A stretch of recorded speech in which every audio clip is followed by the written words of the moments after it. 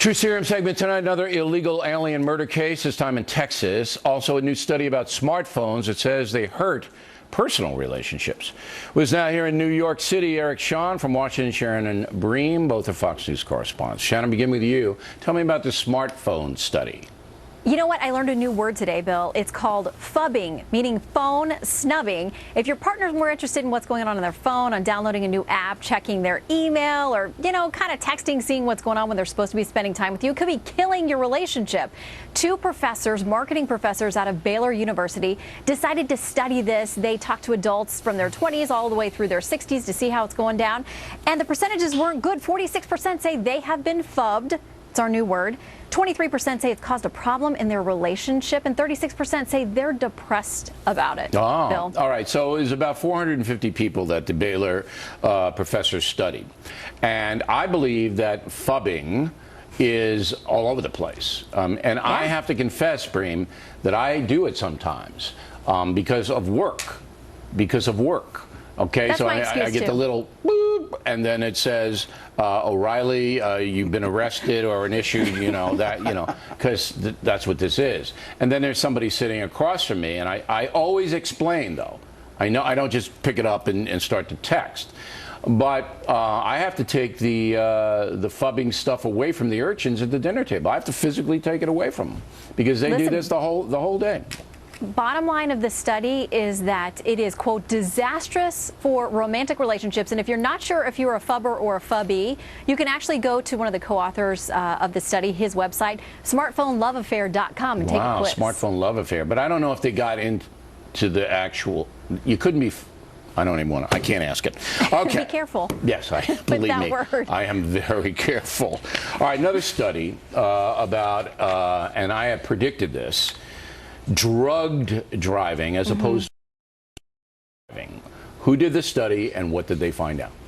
It came from the Governor's Highway Safety Association. Basically, these are state associations, D.C. and Puerto Rico, that look at what's happening out on the highways, and it is startling because now the most recent numbers they have come in 2013, but they looked and they found that in fatal wrecks, nearly 40% of the dead drivers tested positive for drugs, not just alcohol.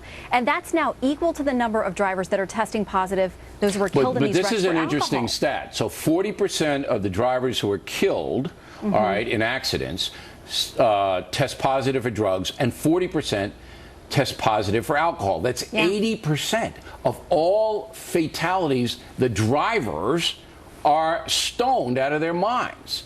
And drugs have now, I got the chart here, come up dramatically, and this is because of society's leniency about consuming drugs, is it not?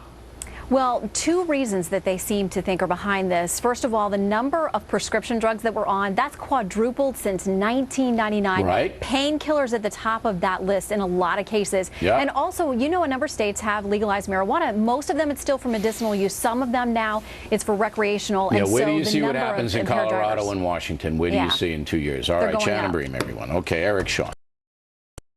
County, Texas, right? Yep. Murder, grizzly, involving illegal aliens. Pick it up. Horrible. That's what you warn about. This guy was deported twice. Who's this guy? This guy is Edwin Adrian Salinas. He's 22 years old. He's a legal immigrant from Mexico. Cops and fire, they find a car burning, a red Jetta, two bodies inside, two guys, 22, 23-year-olds, been shot. He is charged. He was deported on April 24th, 2013.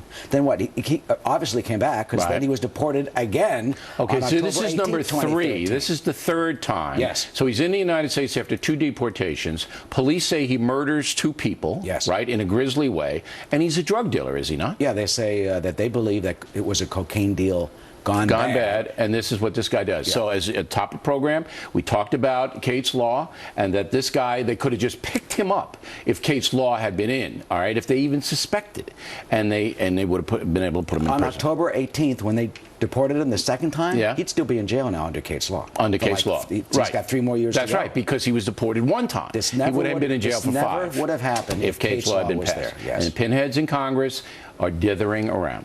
Now, in another related story, about half of the illegal immigrant children who had crossed into the United States on the southern border, remember that story last year where there were thousands and thousands of minors coming across, have not shown up for their hearing. Is that correct? That's correct. The cases that have been completed, about half don't show up. Here are the numbers. 38,211 cases right now. They say 31,000 did show up for the first hearing. They finished about half, 14,000 or so. 7,571 removal orders, but, Bill, 6,611 were ordered in absentia. In absentia means you weren't there. The kids didn't show up. Weren't there for their hearing. That's 87% of the removal orders were not there for the hearing. Okay, 87%. And we predicted this would happen. Now, Homeland Security, ICE, has to track them down. Yeah, DHS does, but they're going to. But they're not going to track them down. You got to be Elian Gonzalez for them to go get. Right. They're not going to track them down, so they're in the wind, as they say. And this whole thing is a big phony fraud. All right, Eric, thank you very much. We appreciate it. We'll come right back. Bernie Goldberg on how the media covered Ben Carson's comment on the Oregon massacre. Then Waters doing what Waters does. Right back.